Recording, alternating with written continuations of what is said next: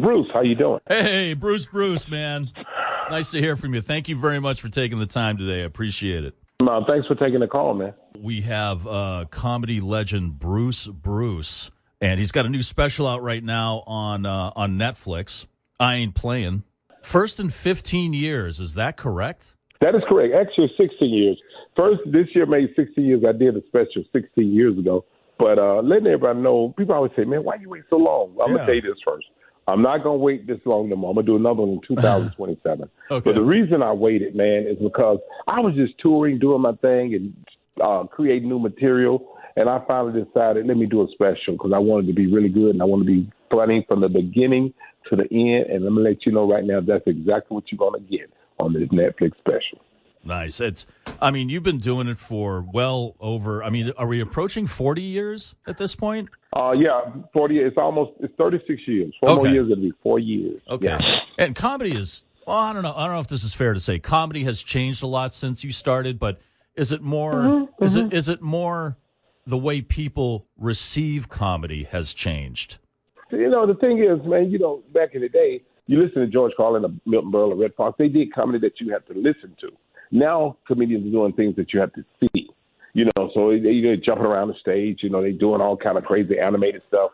But back in the day, we didn't have social media. They got social media now, so people can really, really know who you are. I wish I had social media 35 years ago. I'd be bigger than George Carlin, Red Fox, Richard Pryor, Bill Cosby put together. But, hey, man, that's just how we live now, man. Yeah. I feel the exact opposite, Bruce. I'm glad they didn't have social media 30 years ago because I'd probably either not be here or I would be in jail or something like that. So, it's great. It's a great promotional tool, yes, but everyone's got a camera on their phone, and it just everybody. That's changed the way people, act and behave. I know you talk about some of that, the way kids act now, and I have a 21-year-old daughter. I know you have kids, grandkids, and it's like I can't even comprehend how she thinks, because you and I grew up where there was no internet, and absolutely no internet, and it was discipline. Right, it was discipline in the household. Yes, and we were out in the woods looking for a place to set things on fire and drink beer, or I call it good trouble. There was good trouble that was like character building trouble, like building a jump for your bike out of like scrap plywood and then ending up in the emergency room. I feel like a lot of that I not to sound like, the guy yelling at kids on his lawn, but I feel that there should be more of that. That's like character building good trouble. Absolutely. Yeah, it should be more of that. Yeah. I like that. Yeah. And now you grew up in Georgia, right? Atlanta, Georgia. Yes, sir. And you just had your mom, but you had a big support system. And was it your family that said, "Hey, maybe you should try to get up on stage and do this because you're pretty funny"? Absolutely not. My family just laughed at me. They thought I was the funniest person in the world, but nobody had the knowledge. They was ignorant to the fact of putting me into anything. They said, "Oh, he's so funny." And everywhere I worked, people said, "Man, you need to go on stage. You need to go on stage." And I hired this guy. I was a young manager in a restaurant, and I was a restaurant manager. And he looked at me. He said, "You need to go on stage." And he happened to be a comedian in the past, and he was an ex-Navy guy, retired Navy, and he was a comedian. And this guy was something serious. And he made me go on stage. And so it was that one guy who kind of lit the spark. Wow. Mm-hmm. Wow. Mm-hmm. I was also reading that you used humor as a kid to kind of defend yourself in some rough areas. Oh, yeah, man. But see, I was the kind of kid that messed with everybody. So, I don't care how big you was. I don't care how old you was. I'm going to pick on you. I don't care. If I get beat up, I'm just going to get beat up. That was just me. Because, back in the day, guys be on the corner trying to sing before guys swearing they can sing. I knew they couldn't sing. I would run between and slap all four of them and keep running because I wanted them to run at me, And they beat me up, but I didn't care. You know what I mean? Did you ever diffuse a situation at that time in your life when you were like a kid with comedy? No, No? I stayed who I was, man. No, well, I stayed who I meant I was. that, like, did some guy say, I'm gonna beat your ass, and then you kind of like made him laugh, and then he was like, okay, well, I'm not gonna do that now. Did you ever change someone's mind? I did. No, I've been told that many a times, and I still made them laugh, and they still beat my ass. Well, I mean, I guess that prepares you for a life in comedy, right? When you get a tough room and people aren't laughing, or maybe they're heckling you, you're like, well, this is a walk in the park. At least I'm not getting my ass beat. Absolutely, man. I sit up there and fight it out. I'm gonna fight it out. I'm a fighter. I also read that you went to made a decision to start doing early on white dominated clubs, I guess, or clubs where was mostly white people as opposed to black clubs.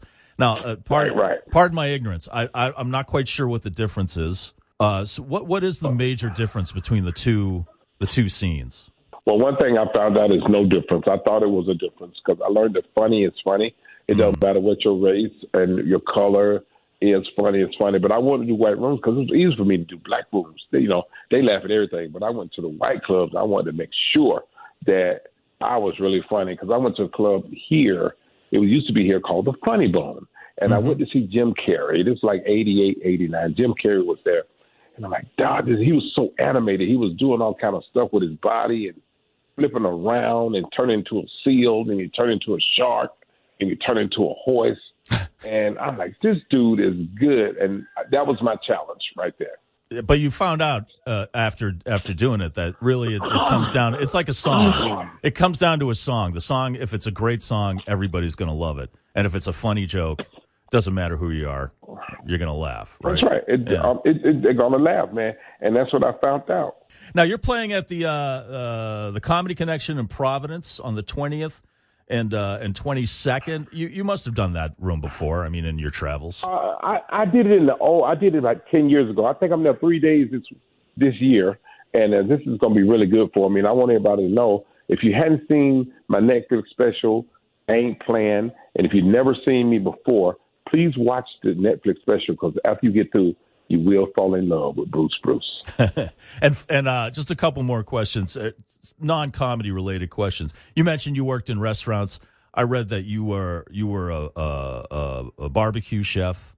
Yes, sir. What is your favorite cut of meat to barbecue? Whether it's beef or pork or chicken or even like some kind of fish or something. What was your favorite cut?